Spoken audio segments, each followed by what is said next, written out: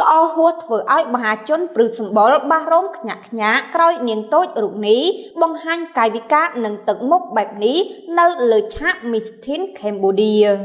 ការទន្ទឹងរង់ចាំទស្សនាចំពោះការបង្ហាញសមត្ថភាពរបស់ជូរីល្អហួរបានមកដល់ហើយដោយការពីយប់ម្សិលមិញនេះល្អហួរបានដើរបង្ហាញខ្លួនជាលើកដំបូងក្នុងកម្មវិធី Miss Teen Cambodia ចំពោះការបង្ហាញសមត្ថភាពរបស់នាងតូចរូបនេះដែរអ្វីដែលធ្វើឲ្យមហាជនចាប់អារម្មណ៍ខ្លាំងបំផុតនោះគឺទឹកមុខរបស់ល្អហួរមើលទៅកាចអង្អាចក្លាហានបង្កប់នៅភាពទន់ភ្លន់តែមិនទន់ជ្រាយមិនខ្លាចញញើតឬរុញរាអ្វីដែលកាន់តែពិសេសគឺដំណើរដើររបស់គេដែលដើរដោយមានភាពជឿជាក់លះស្វាហាប់ល្អក្រោយបានឃើញការដើរបង្ហាញសមត្ថភាពរបស់ល្អហួរហើយនោះអ្នកលេងបណ្ដាញសង្គមជាច្រើនបានចូលទៅខមមិនភ្លាមៗថា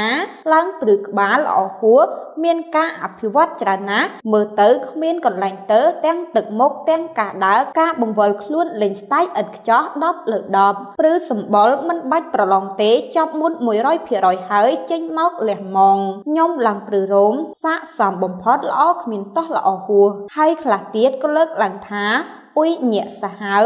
ហើយស្អាតណាស់ស្រឡាញ់ពេញបេះដូងពេញដួងចិត្តមិនត្រឹមតែហិលហោះប៉ុណ្ណោះទេសូមឲ្យហិលហោះមកបាត់ក្មួយស្រីមហារាជិនីសម្រស់ចក្រភពថ្មសុវណ្ណភូមិ